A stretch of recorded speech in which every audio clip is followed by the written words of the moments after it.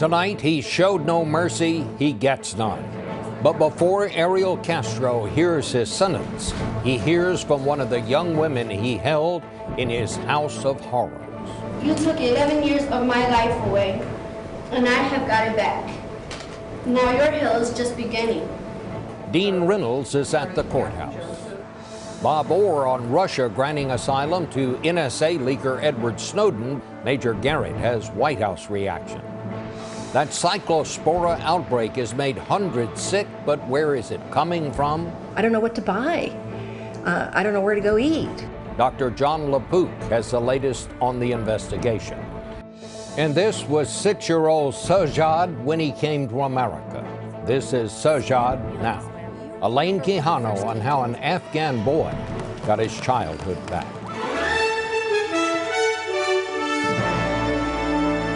This is the CBS Evening News with Scott Pelley. Good evening. Scott's on assignment. I'm Bob Schieffer. Well, it was one of the most heinous crimes in American history. 3 young women held captive for a decade in a dilapidated Cleveland house where they were repeatedly raped and abused. But Ariel Castro, the man who pleaded guilty to the crime, said today it was everybody's fault but his, and claimed the women were actually happy. Judge Michael Russo was not convinced. He sentenced Castro to life in prison without parole plus 1,000 years. Dean Reynolds is at the courthouse. A shackled Ariel Castro scanned the courtroom today for a familiar face. There was at least one. Michelle Knight, one of the 3 women he imprisoned in his home for a decade of sexual and emotional brutality. She told the court and Castro what it was like living in that house, with its windows boarded up, triple arms on the doors, the heavy chains, the pole they were tied to, and the dark. She shared it all with fellow captives Amanda Berry and Gina DeJesus. I cried every night. I was so alone. I worried about what would happen to me and the other girls every day. Days turns into nights. Nights turns into days. Years turned into eternity. Knight had 5 miscarriages during her captivity after beatings or forced starvation by Castro. He lured her into his home in 2002 with the promise of a puppy. You took 11 years of my life away, and I have got it back. I spent 11 years in hell. Now your hell is just beginning. I will live on. You will die a little every day. What followed her was a wordy, weepy attempt at self-justification by Castro, alternately apologizing for his crimes and then blaming a sex addiction for his actions. They're trying to make me look a monster. I'm not a monster. I'm a normal person. I am just sick. I have an addiction, just like an alcoholic has an addiction. He then claimed his 3 captives often wanted sex with him, and that the household he headed was almost idyllic. Most of the sex that went on in the house, and probably all of it, was consensual. These allegations about being forceful on them, that is totally wrong. But I do also want to let you know that there was harmony at home. I was a good person. This from the 53-year-old man who fathered a daughter, now 6, after raping Amanda Berry. Neither his child, Berry, nor DeJesus was in court today, but Castro cast a long gaze at Michelle Knight before he was led away. And as he imposed that sentence of life without parole plus 1,000 years in prison, Bob, Judge Michael Russo told Castro that there is no place in this city, no place in this country, indeed no place in this world for people who enslave others, those who sexually abuse others, and those who brutalize others. All right. Well, thank you very much, Dean. Much to the displeasure of the U.S. government, Russia granted temporary asylum today to Edward Snowden, the National Security Agency contract employee who leaked some of America's most closely guarded, terrifying secrets. He's been living in the Moscow airport for the last month. The United States demanded he be sent home to face criminal charges, but today the Russians said no. Bob Orr now with that story. Edward Snowden nearly slipped out of the Moscow airport unnoticed, But this picture from Russian television purports to show the former NSA contractor standing with his back to the camera, preparing to leave for an unknown location. Snowden's airport departure happened as his attorney showed reporters a copy of a temporary refugee document, which allows Snowden to live and travel freely within Russia for the next 12 months. It was the ticket Snowden needed to safely check out of the small airport hotel he'd called home for the past 39 days. The anti-government secrets group WikiLeaks, which is assisting Snowden, posted his reaction on its website. Snowden thanked Russia for granting him temporary asylum and took a swipe at the U.S. Over the past 8 weeks, we have seen the Obama administration show no respect for international or domestic law, Snowden said, but in the end, the law is winning. The U.S. government does not see it that way. Snowden is a fugitive, wanted on 3 criminal charges, 2 under the Espionage Act, for leaking classified details about NSA data collection programs. Snowden has been unapologetic, telling the British newspaper The Guardian, privacy is being trampled in the name of national security. When you are subverting the power of government, that's a fundamentally dangerous thing to democracy. In granting temporary asylum, Russia rebuffed repeated U.S. requests to extradite Snowden. But Russian President Putin has warned Snowden he must stop leaking America's secrets. And Snowden's father, Lon, went on Russian television today and reminded his son to stop talking. He needs to respect President Putin's request. I believe my son's work is done with this in terms of he has made a tremendous sacrifice to let the American people what has been done to them and in their name. It's not clear where Snowden might go next since he cannot legally travel outside of Russia. Bolivia, Nicaragua, and Venezuela have all offered him asylum, but for now, Bob, a Snowden escape to Latin America seems highly unlikely. Okay, Bob. Well, our chief White House correspondent, Major Garrett, is tracking the story from there. Major, the U.S. government can't be very happy about this. No, it's not, Bob. The president had an opportunity to talk directly to the American public about this when he met in the Oval Office with the president of Yemen, but he waved off all reporters' questions. But Jay Carney, the president's spokesman, describes the president as extremely frustrated and disappointed by Russia's move. President Obama personally lobbied Russian President Vladimir Putin to expel Snowden so he could face felony charges here in the United States. And Attorney General Eric Holder and other top administration officials warned Russia not to cross the United States over Snowden. Now that it has, the dilemma for the White House is how to respond forcefully without elevating Snowden above every other conversation between the United States and Russia. Well, you know, the president is going to an international economic conference in St. Petersburg, Russia, next month. He's also supposed to, while he's there, as you know, Major, have a private meeting with Putin. Does he still plan to do that?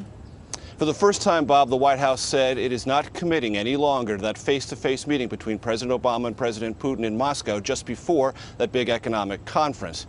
The White House says it is reviewing the utility of such a meeting, suggesting it could be the first, but possibly not only, casualty of the Snowden affair. All right. Thank you very much, Gary. Late today, an ominous announcement by the State Department. Without giving details, it said it's ordering some U.S. embassies and consulates in various places in the world to close on Sunday because of a security threat.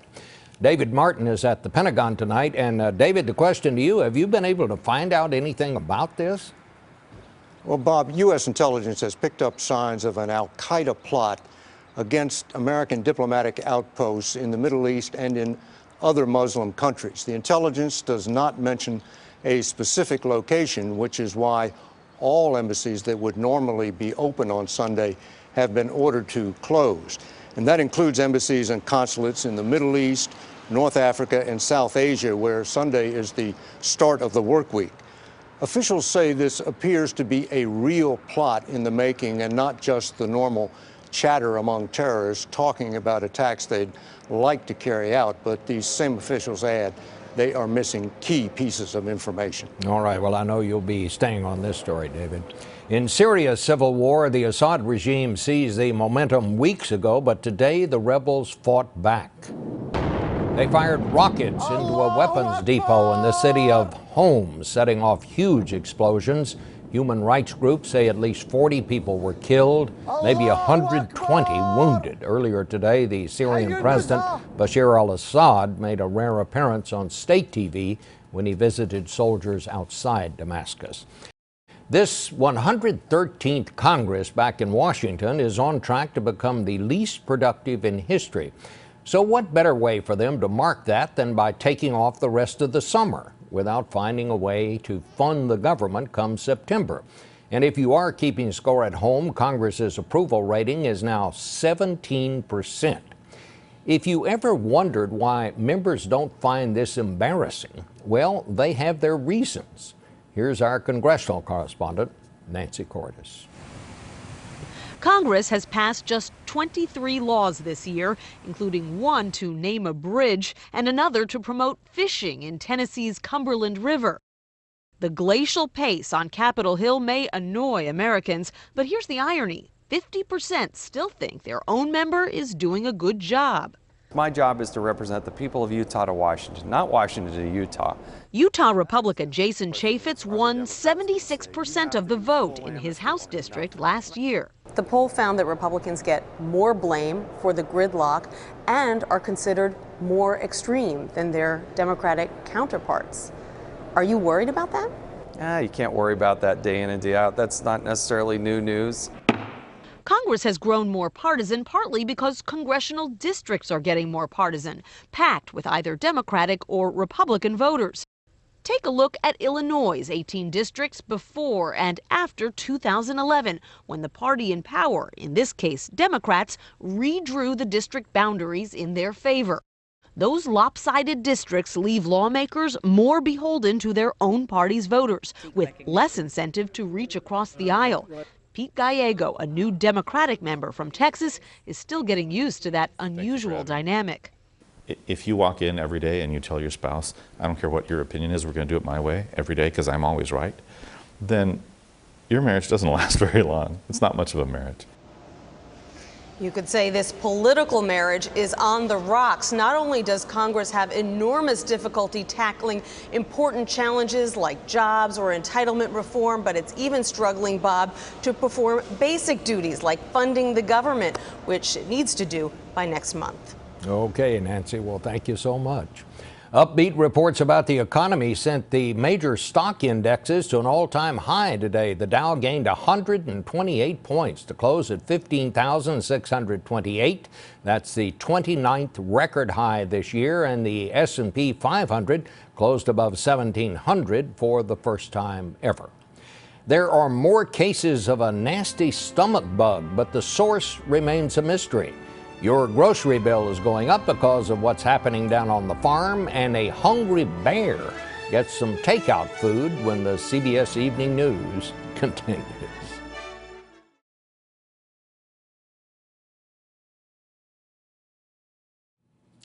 The mystery is deepening about the outbreak of cyclospora. Today, the CDC said there have now been 397 cases in 16 states, but no one has yet identified the source. Here's Dr. John LaPook.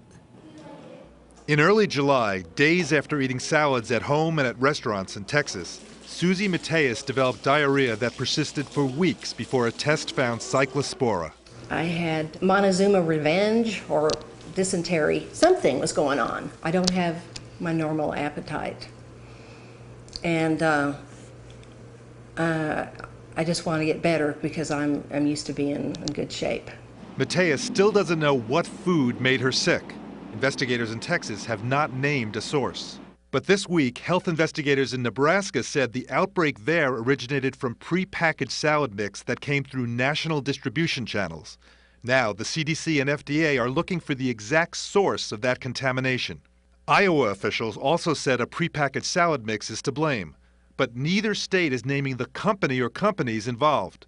Both states cite laws prohibiting investigators from naming brands or companies if it's believed the contaminated product is no longer a public health threat.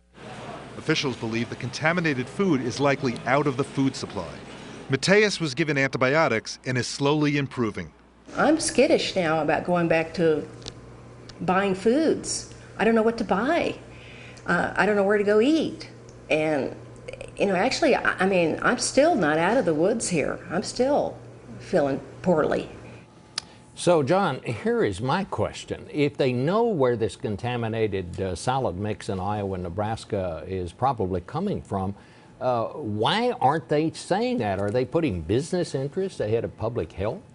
Bob, we've been pushing the FDA and the CDC on this for days. I spoke to the CDC about an hour ago, was told just because a certain brand of salad is infected, it doesn't mean that that brand is the ultimate source of the infection. For example, it could be coming from a common distributor, a common processing plant, which involves a lot of other brands. So for now, they're saying, look, we're getting closer, we're eliminating certain things, and we're going to probably be giving you some more information soon, but right now, we're not ready to say anything more. Okay. Well, thanks, John. What could be worse for a farm than a drought? We're going to show you what's ruining crops in the Deep South when we come back.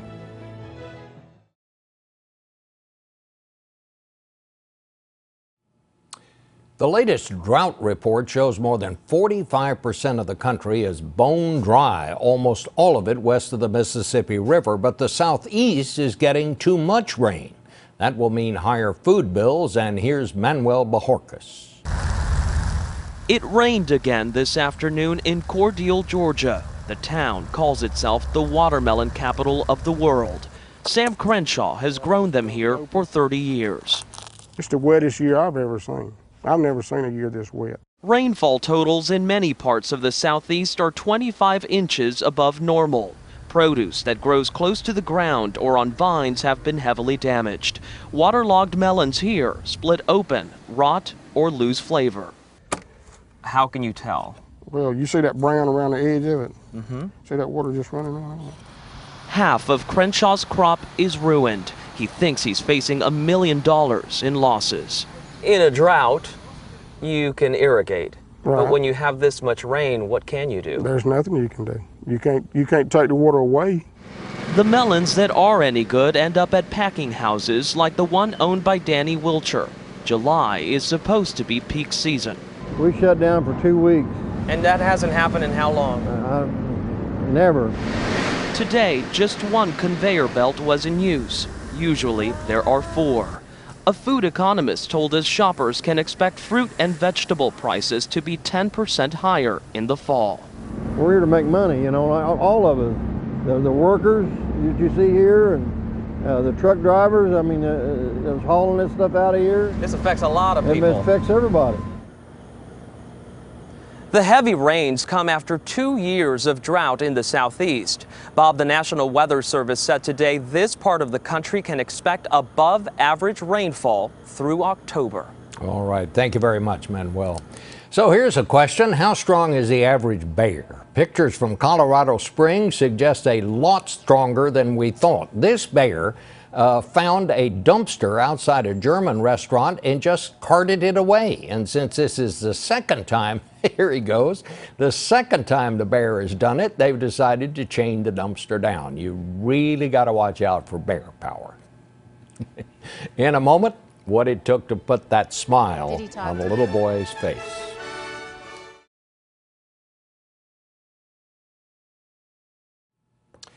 We're ending tonight with one of the youngest victims of the war in Afghanistan. Elaine Quijano tells us how an American family helped him get his life back.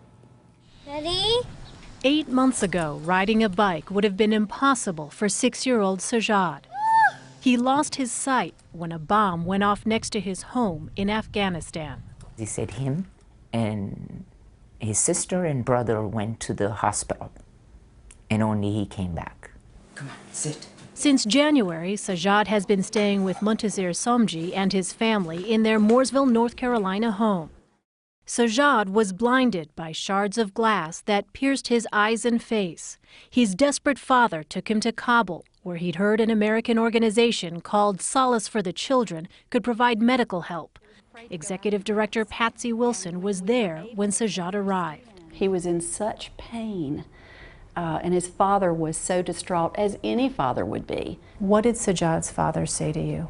Please help my son. Wilson arranged for surgeons in the U.S. to operate on Sajad. The Somjis agreed to have the boy stay with them through his recovery. He had to feel the house. He had to find where he was going. Sometimes you'd be amazed. You knew he couldn't see, but he could run around the house. Soon after his arrival, Sajjad underwent eye surgery to restore his sight. He came out and saw the mirror, and suddenly he said, "Two Sajjads." So at that time, I knew that he has some vision now. What did you think when he said that?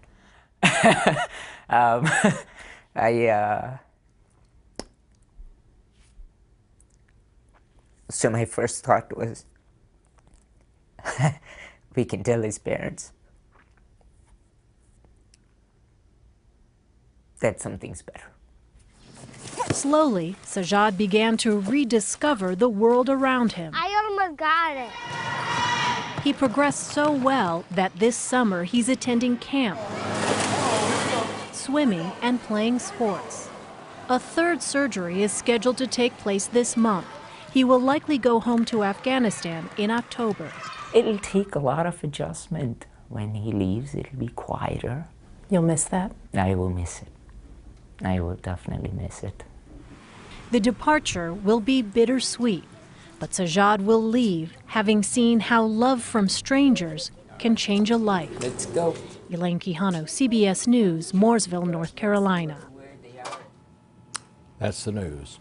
I'm Bob Schieffer in for Scott Pelley. We'll see you tomorrow.